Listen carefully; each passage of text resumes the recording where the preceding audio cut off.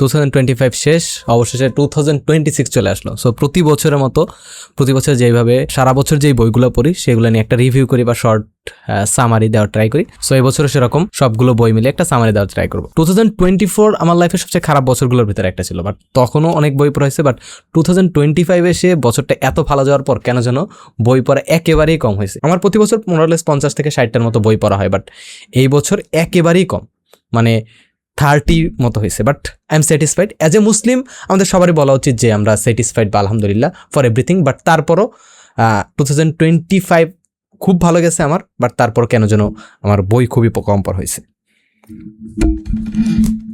This my cat, okay say hi. Okay, so চলেন শুরু করি। আমি 2025 শুরু করছিলাম এনলাইটেনমেন্ট থেকে পোস্ট মডার্নিজম এই বইটা দিয়ে। অনেকেই পিনাকি ভট্টাচার্যকে পছন্দ নাও করতে পারেন, বাট উনি লেখক হিসেবে আসলেই অসাধারণ। দর্শন বা ফিলোসফি জিনিসটাকে একেবারে সহজ ভাষায় উপস্থাপন করার এটা খুব বেশি লেখকের ভিতর পাইনি। আমি তো দর্শনের ছাত্র না অবভিয়াসলি, তারপর আমার কাছে উনি যেই কনসেপ্টগুলো বোঝানোর ট্রাই করছেন সবগুলো মোটামুটি ক্লিয়ার হয়ে গেছে এবং মোটামুটি খুব মানে ভালোভাবে বুঝছি। প্লাস হচ্ছে আমি জিনিসটার উপর একটা ইন্টারেস্ট ফিল করছি, দ্যাটস ওয়াই আমার কাছে খুবই ভালো লাগছে। সো 9 আউট অফ 10 দেওয়াই যায়। সো আরেকটা কথা, অনেকে অপছন্দ করেন ব্যাপারটা যে যেই বইগুলো পড়ি সেগুলোর স্টোরি দেওয়ার ব্যাপারটা। সো এই স্টোরি দেওয়ার কারণে কিন্তু বইগুলো আমি কালেক্ট করতে পারছি, মানে ট্র্যাক করতে পারছি যে হচ্ছে এই বছর কোনগুলো বই পড়া হয়েছে, কোন মাসে কোনগুলো বই পড়া হয়েছে। যাই হোক, আউট অফ দ্য টপিক। তারপরে আমি পড়ছি হচ্ছে অতঃপর মোরিসাকি বইঘর। মোরিসাকি বইঘর, সো এটার দুইটা পার্ট আছে, মোরিসাকি বইঘর আর অতঃপর মোরিসাকি বইঘর। আমি হচ্ছে প্রথমে হচ্ছে অতঃপর মোরিসাকি বইঘর পড়ছি, দ্যাটস আমার কাছে খুব একটা ভালো লাগে না। বাইরে কিছু ইতর অসভ্য পশু হচ্ছে মানে ফুটাইতেছে, পটকা ফুটাইতেছে, ওদের আসলে আমার কিছু বলা নেই ওদেরকে নিয়ে। যাই হোক, যেটা বলছিলাম যে মোরিসাকি বইঘর, এটা হচ্ছে এটার ফার্স্ট পার্ট যেটা মোরিসাকি বইঘর, আর এটা হচ্ছে অতঃপর মোরিসাকি বইঘর। প্রথমটা না পড়ার কারণে দ্বিতীয়টা আমার কাছে খুব একটা ভালো লাগে না, আর অনুবাদের কোয়ালিটি খুব একটা ভালো লাগে না, অনেক জায়গায় অর্থই চেঞ্জ হয়ে গেছে। বাট একেবারে যে খারাপ অনুবাদ যেভাবে গুগল ট্রান্সলেটর ইউজ করে করা হয় ওইরকম অনুবাদ না, অনুবাদ মোটামুটি, বাট আমার কাছে খুব একটা ভালো লাগে না। এবং যেহেতু আমি সেকেন্ড পার্টটা আগে পড়ছি, সো আমার কাছে দ্যাটস আর একটু বেশি খারাপ লাগছে। আই ডোন্ট নো, আমার কাছে খুব একটা ভালো লাগে না বইটা। তারপরে ছিল লতিফুল ইসলাম শিবলির দারবিশ। সো এটা একটা উপন্যাস এবং কনসেপ্টটা একেবারে নিউ এরকম বলা যেতে পারে না, বাট প্লটটা মানে গল্পের প্লটটা ইন্টারেস্টিং, বাট একেবারে নিউ এরকম বলা যেতে পারে না, বা একেবারে ইউনিক কিছু না। যেমন হচ্ছে ইমাম, তারপর হচ্ছে আসমান, এই গল্পগুলোর যে প্লটটা একেবারে নতুন ছিল সেরকম না, বাট অন্য রাইটারদের সাথে, বাংলাদেশি অন্য রাইটারদের সাথে যদি কম্পেয়ার করি সে হিসেবে অসাধারণ একটা বই ছিল। তারপরে ছিল ভূতের বাচ্চা জাফর ইকবাল। এই বইটা আপনার কাছে মানে অনেকে এই জিনিসটাকে খারাপভাবে দেখতে পারেন, বাট আমার কাছে বইয়ের কনসেপ্টটা ভালো লাগছে। দেখেন, এখানে ভূতের বাচ্চা জাফর ইকবাল, আপনার এই বইটা শোনার পর সর্বপ্রথম মাথায় যে জিনিসটা আসছে সেই টাইপের কিছুই না, এটা অনেকগুলো ছোট গল্প। এখন বলতে পারেন যে ভূতের বাচ্চা জাফর ইকবাল কেন দেওয়া হয়েছে? দেখেন, যার নাম অনুসারে এটা দেওয়া হয়েছে বা যার নাম মাথায় আসছে উনিও কিন্তু এইভাবে করছিলেন যে ভূতের বাচ্চা সোলাইমানের বদলে অন্য কিছু উনি কিন্তু দিতে পারতেন, বাট দেয় নাই। সো ভূতের বাচ্চা জাফর ইকবাল, একটা ভূতের বাচ্চার নাম বলা হয়েছে এখানে, যে ভূতের বাচ্চা নাম হচ্ছে জাফর ইকবাল কিন্তু বলা না, জাফর ইকবাল। ছোট ছোট অনেকগুলো গল্প। এবং এইখানে সবচাইতে বেস্ট পার্ট যেটা আমার ভালো লাগছে, যে এইখানে হচ্ছে যে উৎসর্গপত্রটা আমার পড়ার লোভ সামলাতে পারছি না। সো উৎসর্গপত্র লেখছে যে বকুলপ্প বই দিয়ে আপনার লেখার সাথে পরিচিত হয়েছি, তার আগে আপনার লেখা দীপু নাম্বার 2 দেখেছি, আধুনিক যুগে এসে আমরা মাথা নষ্ট করা থ্রিলার দেখি, কিন্তু শৈশবে আপনার সেই দীপু নাম্বার 2 আমাদের কাছে থ্রিলারের চেয়ে কয়েক গুণ বেশি ছিল। এটা কি আপনি জানেন? আপনি বাংলাদেশের লক্ষ লক্ষ ছাত্রের শিক্ষক, এই দেশের কোটি কোটি তরুণ আপনাকে শ্রদ্ধার চোখে দেখে। আমি দেখেছি বইমেলা আপনাকে কাছে পেলে পায়ে ধরে কদমবুসি করে ফেলে স্বপ্নবাস নবীন লেখকরা, তারা আপনার মতো লেখক হতে চায়। কতটা ভালোবাসলে আপনার জন্য এইসব করে আপনি বুঝতে পারেন? অথচ তার প্রতিদানে 2024 সালে বৈষম্য বিরোধী ছাত্র আন্দোলনে এসে এদেশের ছাত্র জনতাকে রাজাকার বলে গালি দিলেন। স্বৈরাচারের পক্ষ নিয়ে এমন চটুকরিতা আপনাকে করতে হলো। আপনি এমন কেন করলেন? আপনি একজন লেখক এবং শিক্ষক। এদেশের লেখক আর শিক্ষকরা যদি দিন শেষে চাটুকার হয়ে যায় তাহলে সেই সমাজের কি অবস্থায় আপনি বুঝতে পারেন? হ্যাঁ, আপনি বুঝতে পারেন, বুঝেও না বোঝার ভান করে বসে থাকেন। ফলশ্রুতিতে আপনি কোটি কোটি তরুণের চক্ষুশূল হয়েছেন। সারা জীবন আপনি যে রাজাকারদের বিপক্ষে লড়ে গেছেন, সেই রাজাকার ট্যাগটা আপনার জীবনকে কলঙ্কিত করেছে। 2024 সালে ছাত্র আন্দোলনে আপনি একজন রাজাকার হিসেবে ছাত্র জনতার কাছে চিহ্নিত হয়ে রইলেন। বাকি জীবন আপনাকে এই রাজাকার ট্যাগ নিয়ে বেঁচে থাকতে হবে। এর চেয়ে লজ্জার, এর চেয়ে অপমানের আর কি হতে পারে?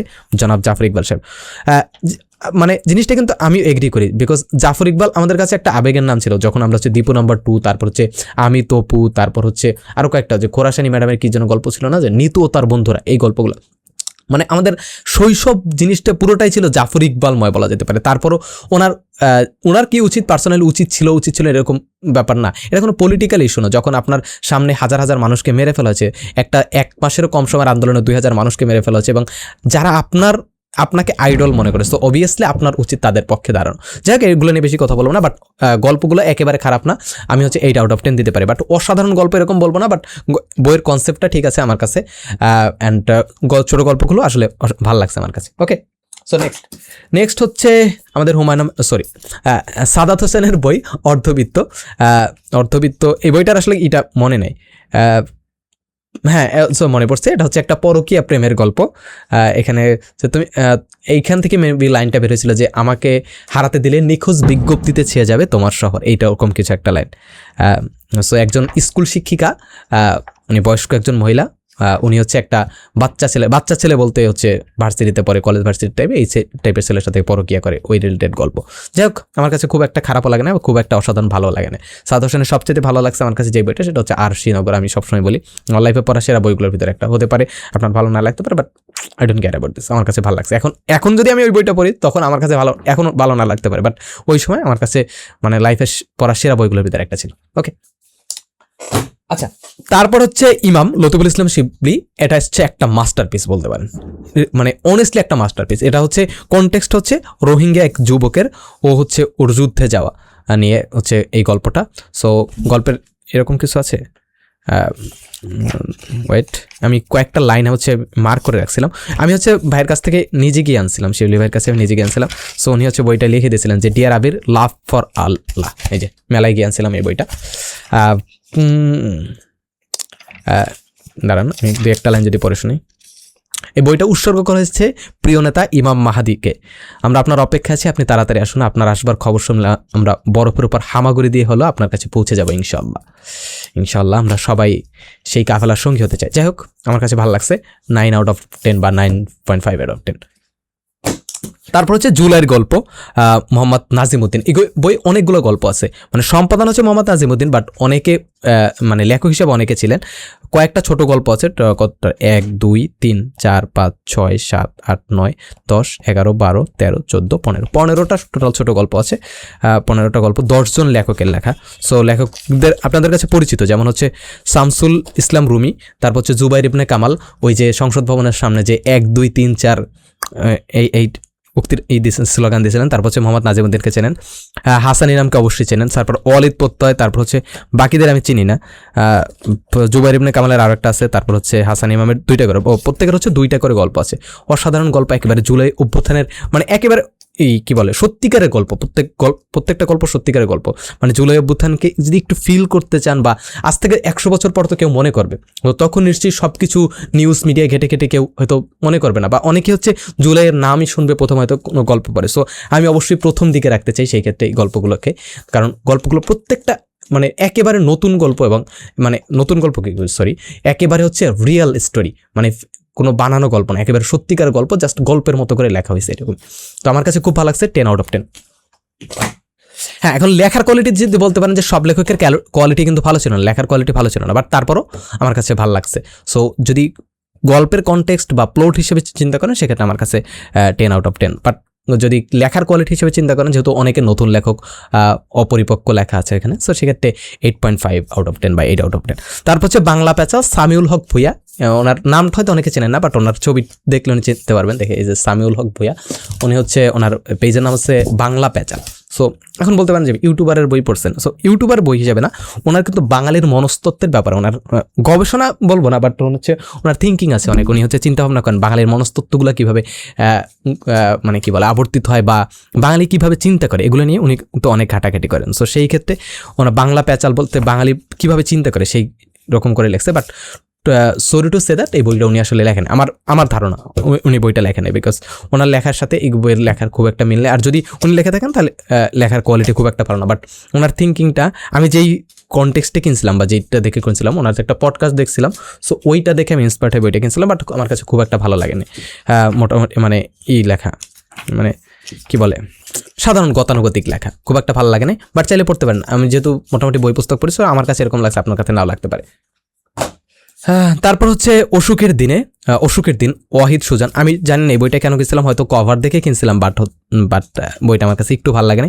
ওনার ব্যক্তিগত এই লেখকের ব্যক্তিগত কয়েকটা স্টোরি শেয়ার করছে। উনি অসুস্থ হয়েছিল, তখন হাসপাতালে ছিল, বিভিন্ন মানুষের নাম দেখেন, অসুস্থ হইলো বা নিজের পার্সোনাল কোনো স্টোরি শেয়ার করলো, ওইটা যদি ফিকশন আকারে বা খুব সুন্দর করে তোলা মানে উপস্থাপন করা, তখন কিন্তু ভালো লাগে মানুষের কাছে। বাট আমার কাছে কেন জানি এটা আপ টু দ্য মার্ক লাগে না, বিকজ অনেক এমন কিছু পার্সোনাল নাম ইউজ করা হয়েছে বা এমন কিছু জিনিস ইউজ করেছে যেগুলো কনটেক্সট থেকে বের করে দিয়েছে আমাকে, বা আমি কনটেক্সট হারাই ফেলতেছিলাম বারবার। ওনার ব্যক্তিগত জীবন খুব বেশি ঢুকে গেছে, বা এখানে স্টোরিটা মেইন ফোকাস ছিল না, ব্যক্তিগত জীবনের নামগুলো, আশেপাশের নামগুলো বেশি ফোকাস ছিল। সো 4 out of 10 আমার কাছে ভালো লাগে না একটু।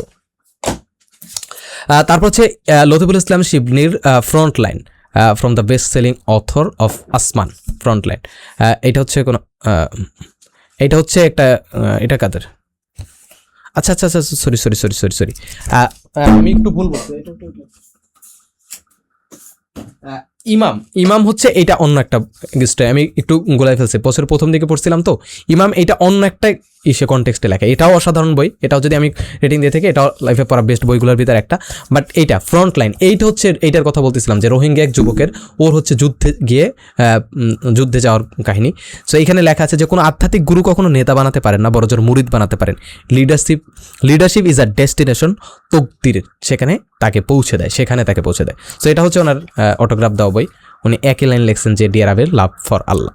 সো এখানের বইয়ের উপরে কভারে যেটা লেখা আছে যে আন্দামান সমুদ্রে নিজের হাতে মায়ের মৃতদেহ ছুঁড়ে ফেলতে হয়েছিল তাকে, নীল জলে কালো বোরকায় ঢাকা কাফনে মরানো মায়ের সাথে সাথে ডুবে গেছিল তার জাগতিক সব ভয় আর আকাঙ্ক্ষা। মানুষ যা হারায় ফিরে পায় তার চেয়েও বেশি। সবার অজান্তে তাকদির তাকে তুলে নিয়েছিল তার জাতিকে নেতৃত্ব দেওয়ার জন্য, সেই নেতৃত্ব তাকে পৌঁছে দিয়েছিল অনিন্দ্য সুন্দর এক ফ্রন্ট লাইনে। The fiction based on fact, অসাধারণ একটা বই লতিফুল ইসলাম শিবলি ভাই। সবগুলো বই অসাধারণ, বাট আমার কিছু বই একটু খারাপ লাগছে, মানে খুব একটা ভালো লাগে নাই। আচ্ছা, অন্তিমকে এই বছর পড়ছিলাম আমি, মোস্ট প্রবলি অন্তিম হয়তো গত বছর পড়ছিলাম, আই ডোন্ট নো অ্যাকচুয়ালি। আচ্ছা যাই হোক, তারপর হচ্ছে ফুলকুমারী বইটা নিয়ে অনেক হাইপ। তারপর একটু আগে আমি বলছি পিনাকি ভট্টাচার্যের কথা, যে উনি অসাধারণ লেখেন, বাট এটা উনিও লেখছেন ইংলিশে এবং এটা অনুবাদ করা হয়েছে। সো অনুবাদ করার পর এই বইয়ের আমি মানে কিছুই ছিল না বইয়ের ভিতর বলতে গেলে, আমার একটু ভালো লাগে না। 2 or 4.5 out of 10 এরকম বলতে পারে। But as a Pinaki Bhattacharya as a writer উনি অসাধারণ লেখেন, এখনও বলতেছি, বিকজ ওনার যে বইগুলো এনলাইটেনমেন্ট থেকে পোস্ট মডার্নিজম, তারপর হচ্ছে ভারতীয় দর্শনের মজার পার্ট, যা দর্শন রিলেটেড যে বইগুলো, এইগুলো আসলেই অসাধারণ, আসলেই চোস, এটা বলতেছে। বাট ফুলকুমারী আমার কাছে একটু ভালো লাগে না। ফুলকুমারী অনেক হাইপ হয়েছিল, বাট ফুলকুমারী আমার কাছে একটু ভালো লাগে না, আমি পুরোটাই পড়ছি ফুলকুমারী। হ্যাঁ, তারপর হচ্ছে বাদশা নামদার, হুমায়ুন আহমেদের কিছু বই, আমি ম্যাক্সিমাম বই যেহেতু পড়ছি, সো কিছু বই বাদ পড়ে গেছে, তার ভিতরে একটা হচ্ছে বাদশা নামদার। একটা আমার এক ফ্রেন্ড আমাকে সাজেস্ট করেছিল, ওর কাছে নাকি খুব ভালো লাগছে এই বইটা, অ্যান্ড আই ডোন্ট নো, আমার কাছে একটু ভালো লাগে নাই, I don't know Y. But মানে রিয়েল স্টোরি অনেক কিছু জানতে পারছি, যেমন লাস্টের লাইনটা আমার কাছে খুব অসাধারণ লাগছে, যে গেল কই, পৃথিবীর ইতিহাসে আকবরের পরিচয় দ্য গ্রেট, পৃথিবীর ইতিহাসে আকবরের পরিচয় আকবর দ্য গ্রেট। বৈরাম খার করুণ পরিণতি গ্রেট আকবরের কাছ থেকে আশা করা যায় না, তবে প্রদীপের নিচেই থাকে অন্ধকার। এখানে একটা প্লট টুইস্ট আছে, যেন আমি কাহিনীটা বললাম না, বাট লাস্ট লাইনটা আমার কাছে খুব ভালো লাগছে, এখন পর্যন্ত মনে আছে আমার। যেহেতু মানে আমি কেন বলতেছি বারবার যে আমার মনে আছে, আমার মনে থাকলে এগুলো কেন অসাধারণ হবে। সো এখানে একটা কনটেক্সট আছে, যে আমার হচ্ছে আমার ADHD আছে, সো আমার কোনো কিছু মনে রাখতে পারার এবিলিটি মারাত্মক রকম কম, আমার স্মৃতিশক্তি মারাত্মক রকম কম। সো আমার যদি কোনো জিনিস মনে থাকে, তার মানে একজন ADHD এফেক্টেড মানুষের কোনো কিছু মনে আছে, তার মানে এটা খুব ভালোভাবে তাকে ধাক্কা দিতে পারছে এই লেখাটা। দ্যাটস ওয়াই আমি বারবার এটাকে মেনশন করছি। তারপর হচ্ছে মাননীয় মানুষেরা, অলিত প্রত্যয়। সো অলিত প্রত্যয়ের বই, এটা হচ্ছে সত্যিকারের সাহিত্য যারা অনুভব করতে চান বা বুঝতে চান তাদের জন্য। লেখার কোয়ালিটি হিসাবে দেখেন, আপনি যদি বই পুস্তকের সাথে খুব একটা অভ্যস্ত না থাকেন, বইয়ের পুস্তক খুব একটা না পারেন, তাহলে আপনার কাছে ভালো লাগবে না। বাট বই যদি পড়ে থাকেন তাহলে আপনার কাছে ভালো লাগবে। এখানে ক্যারেক্টারগুলো অনেকটা হিমু টাইপের, মানে কি বলে তারছেড়া টাইপের, কয়েকটা ছোট গল্প আছে। সো এখান থেকে অসাধারণ একটা থিওরি পেয়েছি, থিওরিটা বলি যে পাগলের বাল ফ্লায়া পুণ্য কামানোর থিওরি। আপনার কাছে খুবই স্ল্যাং লাগতে পারে, বাট থিওরিটা অসাধারণ। যদি কোনো দিন সময় হয় এই বইটা যদি কখনো রিভিউ করি তখন আমি বলবো। বাট লেখার হিসেবে যদি বলি 9.5 out of 10, but as a general একজন, আপনি যদি বই পুস্তক খুব একটা না পারেন তাহলে আপনার কাছে খুব ভালো লাগবে না, আপনি হচ্ছে 6 বা 7 এরকম কিছু একটা দেবেন। তারপর হচ্ছে animal farm, George Orwell, animal farm. হ্যাঁ, অ্যানিম্যাল ফার্ম জানেন তো, এই বইয়ের ব্যাপারে কিছু বলা নেই। যদি বলতে হয় ছেলের ক্ষেত্রে বলতে হবে অনুবাদটার কথা। অনুবাদটা আমার কাছে মোটামুটি ভালো লাগছিল। কি তুমি পড়ো যে ইঁদুর একটা। সো খুব একটা আমার কাছে মানে কি, হ্যাঁ ভালো লাগছে, সরি আমার কাছে অনেক ভালো লাগছে বইটা। প্লাস হচ্ছে অনুবাদটার কথা আমার আসলে এখন মনে নেই। অনুবাদটা আপনারা দেখে রিভিউ দেখে তারপর যদি কেনেন, রিভিউ দেখে কিনে নেবেন। এখানে কিছু নেই, যাও যাও যাও, নিচে যাও, টাটা। ওকে, তারপরে হচ্ছে এটা কি, এটা হচ্ছে ত্রিকোণমিতা, জয়নাল আবেদিন। স্যার জয়নাল আবেদিনের প্রথম যে বইটা আমি পড়ি সেটা হচ্ছে কি বিভ্রম, এবং সবসময় বলি যে আমার লাইফের পড়া বেস্ট বইগুলোর ভিতরে একটা এরকম ছিল বিভ্রম, তারপর হচ্ছে আরও কয়েকটা যেটা বলছি, তারপর হচ্ছে আসমান, এরকম কয়েকটা বই ছিল। বাট বিভ্রম পড়ার পর ওনার বই খুঁজে খুঁজে আমি বের করেছি, সর্বপ্রথম যেটা পাই সেটা হচ্ছে ত্রিকোণমিতা। সো এই বইটা পড়ার পর আমি মারাত্মক রকম হতাশ হই যে এরকম কি, মানে কিছুই না, জাস্ট একটা মেয়ে, এক 12 ভাতারি মেয়ে, তার হচ্ছে একসাথে 3টা রিলেশনশিপ চালায়, সেইটার স্টোরিটা সিম্পল একটা মানে ফেসবুকের যে ছাপড়ি টাইপের স্টোরি আছে না, সেই স্টোরি। বাট তারপরে আমি অনেক খুঁজে খুঁজে তারপর আরেকটা বই বের করি যেটা হচ্ছে জল তরঙ্গ বাড়ি না।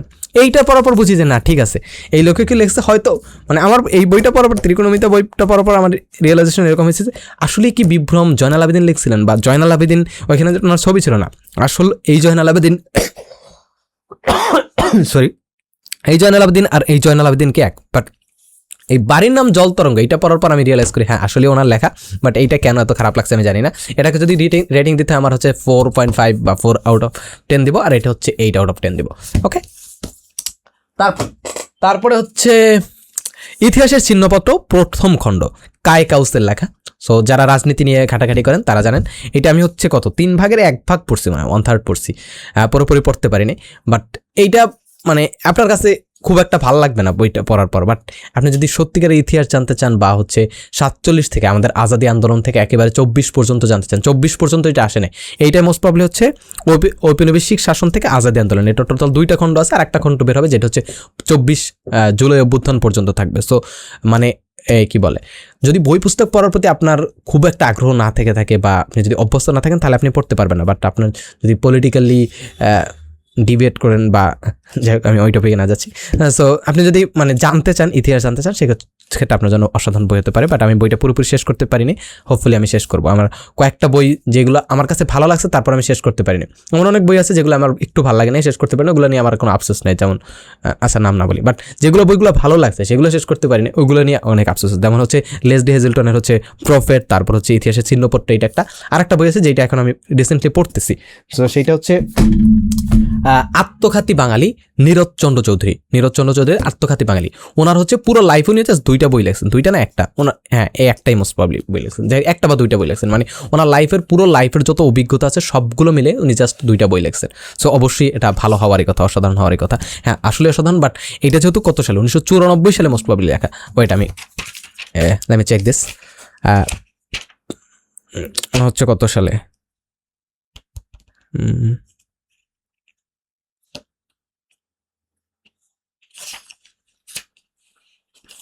আচ্ছা যাই হোক 94 বা 96 এইরকম সময় লেখা। সো ওই সময় সাধু ভাষায় পুরোপুরি লেখা, এবং তারপর তার চেয়েও মানে খারাপ ব্যাপার হচ্ছে উনি যেই রেফারেন্সগুলো দিচ্ছেন, ওই রেফারেন্সগুলো মানে অনেক আগে থেকে, ওই সময় ধরেন 94 সালে তারও 100-200 বছর আগের থেকে কোনো বই এর বাংলা ভাষার কোনো লেখা থেকে উদ্ধৃত করে দিয়েছেন। সেক্ষেত্রে একটু কষ্ট হবে পড়তে, বাট মানে বাঙালির মনস্তত্ত্বকে বোঝানোর জন্য যে আমাদের আসলে জাতিগতভাবে অর্জন বলতে কিছু নাই, বা বাঙালির মনস্তত্ত্ব কীভাবে আবির্ভূত হয়, বা এই টাইপের জিনিসপত্রগুলো বাঙালি কীভাবে চিন্তা করে, বাঙালির এই যে দৈন্যদশা, মানে মনস্তাত্ত্বিক দৈন্যদশা যেটা, এইটার কারণটা কি সেইটা বোঝার জন্য অবশ্যই এটা একটা অসাধারণ বই হতে পারে, আত্মঘাতী বাঙালি। বাট পড়তে আপনার অনেক কষ্ট হবে, বাট পড়ার পর ভালো লাগবে, মানে জানার পর জিনিসটা বুঝতে পারার পর ভালো লাগবে আপনার। কি করতেছি দেখি, ওয়েট, আমার রেকর্ড হচ্ছে, এদিকে আসো, হাই, ওকে এখানে থাক। তো চাইলে পড়ে ফেলতে পারেন, বাট আপনার পড়তে অবশ্যই কষ্ট হবে। এটা নীরজচন্দ্র চৌধুরীর আত্মঘাতী বাঙালি, ওনার পুরো, আমি ফেসবুক থেকে এটা সাজেশনে পাইছিলাম, কোনো একজন রাইটার বা কেউ একজন সাজেস্ট করছিল। তারপর হচ্ছে 2টা বই, এটা হচ্ছে মাসুদ রানা টাইপের জবনিকা, তারপর হচ্ছে কুহেলিকা, এগুলো ফুটপথ টাইপের বই, খুব একটা ভালো না। বাট আপনার যদি মানে টাইম পাস করতে মনে হয়, টাইম পাসের জন্য পড়তে চান, সেক্ষেত্রে আপনার জন্য ভালো একটা অপশন হতে পারে। সো আমি এগুলোর ব্যাপারে কিছু বলছি না, সিম্পল গল্প স্বল্প। ওকে, তুমি নিচে যাও। তারপর হচ্ছে পোস্ট ক্রাইসিস বিজনেস, এটা হচ্ছে করোনার পরে কী রকম বিজনেস হবে, এই টাইপের জিনিসপত্র নিয়ে লেখা। বাট মানে বইটার ছিল উদ্দেশ্য এরকমই, বাট আপনি হচ্ছে পোস্ট ক্রাইসিস বলতে শুধুমাত্র করোনার পরে জিনিসগুলো হবে এরকমই না, অনেক বিজনেসের ইনসাইট পাবেন। ওনার হচ্ছে যে আব্দুল হামিদ, ওনার আরও কয়েকটা বই বিজনেস রিলেটেড, উনি হচ্ছে সাস্টের একজন টিচার, ওনার আরও কয়েকটা বই আমি পড়ছিলাম, খুবই ভালো লাগছে আমার কাছে। সো বিজনেস বই হিসেবে কত 9 বা 8 আউট অফ 10 দিতে পারি। তারপর হচ্ছে সে এখানে নেই, সাদাত হোসেনের একটা উপন্যাস, কি বলে, সাইকোলজিক্যাল থ্রিলার, হ্যাঁ, সো সরি প্যারানর্মাল থ্রিলার বলা যেতে পারে না কি, আই ডোন্ট নো এটাকে কি বলে। সো মোটামুটি ভালোই লাগছে, আবার খারাপ লাগে, মানে খুব একটা ভালো লাগে না, খারাপ লাগে না এরকম। তারপরে লাস্টের দিকে যে বইগুলো পড়ছি সেটা হচ্ছে বয়স যখন 16 সঠিক, তারপর হচ্ছে নিছক গল্পনায় তাসনি আহমেদ, একজন রাইটারের সবগুলো বই। তারপর হচ্ছে স্বরের উষ্ণতম দিনে ওনার প্রথম যে বইটা পড়ছি সেটা হচ্ছে বইটার নাম কি যেন ছিল, ওয়েট আমার মনে পড়তেছে না এখন, 213 গল্প। ওনারা হচ্ছে মেডিকেলে যখন ছিলেন তখন 213 নম্বর রুমে ছিলেন, ওইটা নিয়ে ওনার মেডিকেল লাইফটা নিয়ে বইটা গল্পটা লেখছেন। বাট আমার কাছে খুবই ভালো লাগছে, দ্যাটস আমি সবগুলো বই কিনে ফেলে, এবং ওনার লেখার হাতে আসলে ভালো, ছোট গল্প, সবগুলোই ছোট গল্প। স্বরের উষ্ণতম দিনে, তারপর হচ্ছে নিছক গল্প নয়, তারপর বয়স যখন 16 সঠিক, আর সর্বশেষ যেটা পড়ছি সেটা হচ্ছে প্রিয়তমা শব্দের তর্জমা। এই সবগুলো গল্পই ঠিক আছে, সবগুলো আমার কাছে ভালো লাগছে, বাট এই যে প্রিয়তমা শব্দের তর্জমা এই সব বইটা মানে আমার কাছে একটু ভালো লাগে না। আমার কেন ভালো লাগে না সেই ব্যাপারটা আমি বলি। দেখেন, ধরেন আপনি যখন লেখক হবেন তখন আপনি কি করবেন, আপনি হচ্ছে ওই মানুষটার চোখ দিয়ে চিন্তা করবেন সব। আপনি প্রত্যেকটা গল্পে যোগ দিয়ে আপনি নিজের ইনসাইট, নিজের আইডিওলজি ঢুকাইতে চান। লেটস সে ধরেন, কথার কথা ধরে নিলাম, আমি ইসলামিক মাইন্ডসেটের, আমি পুরোপুরি ইসলামিক মাইন্ডসেটের হইতে পারিনি, আমি চাই ইসলামিক মাইন্ডসেটের হইতে, এদিকে আসো, আমি ইসলামিক মাইন্ডসেটের হতে চাই, বাট পুরোপুরি ইসলামিক মাইন্ডসেটের যদি আমি হই, এরপর আমি যদি গল্পগুলো লিখি, এখন আমি একটা গল্প লিখতেছি, লেটসে এখানে ক্যারেক্টার আছে একজন, লেটসে একজন শাহবাগী, বা শাহবাগী ওই অর্থে প্রকাশ করতেছিলাম যে শাহবাগের আইডিওলজি ফলো করে বা খুব মডার্ন একটা ছেলে বা মেয়ে। এখন আমাকে চিন্তা করতে হবে তার পয়েন্ট অফ ভিউ থেকে। এখন আমি যদি প্রত্যেকটা গল্পে আমার আইডিওলজি ঢুকাইতে চাই তখন সেই গল্পটার গল্প থাকবে না। এরকম অনেক রাইটার করছে এবং তারা খুব ভালোভাবে মারা খাইছে। তো প্রিয়তম শব্দের তর্জমা হচ্ছে এইরকম একটা গল্প যে প্রত্যেকটা গল্পে ইচ অ্যান্ড এভরি স্টোরিতে টক্সিক ফেমিনিজমের বিষ ইচ্ছাকৃতভাবে ঢুকানোর ট্রাই করছে আপু। সো আমার কাছে এটা ভালো লাগে না একটু। বাট এই গল্পগুলো একটা নর্মাল যেরকম গল্প হয় সেরকমই গল্প। বয়স যখন 16 সঠিক, তারপর হচ্ছে নিছক গল্প নয়, তারপর হচ্ছে স্বরের উষ্ণতম দিনে, এগুলো আমার কাছে ভালোই লাগছে। অনেক ক্ষেত্রে বেস্ট কিছু গল্প ছিল, অনেক নতুন নতুন স্টাইল ট্রাই করেছেন, সেগুলো আমার কাছে ভালো লাগছে। সবচেয়ে ভালো লাগছে হচ্ছে 213 গল্প, এটা আমার কাছে এখন নাই, মানে ফ্রেন্ড মোশারফ নিচ্ছে। তারপরে হচ্ছে লেসন ফ্রম বুকস, এটা হচ্ছে, এটা এত নিচে আসলো কিভাবে, যাই হোক এটা হচ্ছে অনেকদিন আগে পড়ছিলাম। সবগুলো বই, অনেকগুলো ফেমাস বই আছে, ফেমাস বইগুলোর ছোট ছোট কিছু নিয়ে কি বলে ইনসাইট নিয়ে বা ছোট ছোট একটু সামারি নিয়ে, সাইকোলজি অফ মানি, তারপর হচ্ছে আদর্শ হিন্দু হোটেল, তারপর হচ্ছে সিক্রেটস, তারপর হচ্ছে এরকম যে ওয়ার্ল্ড ফেমাস যে বইগুলো, প্রত্যেকটা বই থেকে ছোট ছোট একটু সামারি। সবগুলো বই যদি না পড়তে চান, একবারে একটু সামারি যদি পড়তে চান, বুক রিভিউ পড়তে চান, চাইলে এই বইটা পড়তে পারেন। আর একটা বই পড়ছি, যেমন এখন হচ্ছে পড়তেছি কোচ কাঞ্চনের হচ্ছে কি বলে, কোচ কাঞ্চনের লাস্ট যে বইটা, আমার নামটা মনে পড়তেছে না। আচ্ছা, আর তারপর হচ্ছে আর একটা হচ্ছে জন গ্রিনের the fault in our stars, এইটা। তারপর হচ্ছে আরেকটা বই আছে সাবিত ইন্টারন্যাশনালের, ওয়েট আমি নিয়ে আসছি বইগুলা, ওকে নিয়ে আসছি। তো এই যে মনের শক্তি সাবিত ইন্টারন্যাশনালের, এই বইটা আমি হচ্ছে কি অনেক দিন থেকে 6-7 মাস ধরে পড়তেছি, একটু একটু করে পড়তেছি, পুরোপুরি পড়তেছি না একসাথে। বাট এই বইটাও আসলে অসাধারণ, মাইন্ড ট্রেনিংয়ের উপর বই। বাট কথা হচ্ছে মানে হয়তো উনি লেখছি না জানি না, বাট একেবারে মানে ইংলিশ থেকে অনুবাদ করে দেওয়া হয়েছে, যে রুলগুলো ওই রকম আমার কাছে মনে হয়েছে। সো আমার কাছে বইয়ের কন্টেন্ট যদি চিন্তা করেন তাহলে বইয়ের কন্টেন্ট 10 আউট অফ 10, বাট বইয়ের লেখার স্টাইল মানে 5 আউট অফ 10 বা 4 আউট অফ 10 এরকম। তারপর হচ্ছে আলমানাক অফ নাভাল রাভিকান্ত, এই বইটা হচ্ছে আমি কি বলে আগে হচ্ছে অডিও বুক শুনছিলাম, এখন হচ্ছে মানে পিডিএফও কয়েকবার পড়ার ট্রাই করছি, শেষ হয় না। বাট এখন আমার নতুন করে অর্ধেকের মতো শেষ হয়ে গেছে, আমার নতুন করে হচ্ছে হার্ড কপি পড়া শুরু করছি, অর্ধেকের মতো হয়েছে। তারপর হচ্ছে ভারতীয় দর্শনের মজার পার্ট, এটা হচ্ছে পিনাকি ভট্টাচার্যের একটা বই, দর্শনের ব্যাপারে। ওনার ছেলে ওনাকে প্রশ্ন করে এবং উনি উত্তর দেন দর্শন থেকে। সো এইরকম একটা কনভারসেশনাল স্টোরি। সো ওই কনভারসেশনের মধ্যে উনি হচ্ছে ছেলেকে দর্শনের বিষয়গুলো বোঝান, ভারতীয় দর্শন কিভাবে আসলো, কিভাবে মানে ডেভেলপ করলো, এগুলোর ব্যাপারে। তারপর হচ্ছে কিশোর গল্প সংকলন সাদাত হোসেনের, খুব একটা ভালো লাগে না, ছোট বাচ্চাদের গল্প, আমি মনে করে কিনছিলাম জানি না, তবে এই বইটা অসাধারণ লাগছে। মার্কেটিং ম্যাজিক কোচ কাঞ্চনের বইটা আমার ভাই আমাকে কিনে দিয়েছে এটা। সো এই বইটার ব্যাপারে অবশ্যই রিভিউ করব। এই বইটার দাম হচ্ছে 1000 টাকার মতো, বাট আমার কাছে 5-10 পৃষ্ঠা পড়ার পর মনে হয়েছে যে আমার টাকা উসুল হয়ে গেছে, আমি এনাফ ভ্যালু পেয়ে গেছি। সো 1000 টাকা বইটার দাম খুব একটা খারাপ হয় না। সো দ্যাটস ইট, এই হচ্ছে আমার এই বছরের পড়া বইয়ের সম্পূর্ণ লিস্ট। চাইলে পড়তে পারেন, এবং আগামী বছর কী কী বই পড়বো সেগুলো নিয়ে একটা ভিডিও বানানোর ইচ্ছা আছে। প্রতি বছরে আমি বানাই, গত 2-3 বছর থেকে এরকম করতেছি। সো দ্যাটস ইট, এই হচ্ছে আমার আজকের ভিডিও। হোপফুলি আমি আরও বই রিভিউ ভিডিও বানাবো, বাট মানে আমিও খুবই অলস, টাইম পাই না বলতে পারি না, বাট আমি খুবই অলস। বাট 2025 আমার কাছে অসাধারণ গেছে, মানে আমার নিজে আমি স্যাটিসফাইড, আমি নিজে পার্সোনালি স্যাটিসফাইড। দোয়া করবেন যাতে 2026 ভালো যায়, এবং আপনাদের সবার জন্য দোয়া করি যাতে 2026 আপনাদের সবার ভালো যায়। And at last, try to be the best possible version of you, and hopefully see you soon. Bye.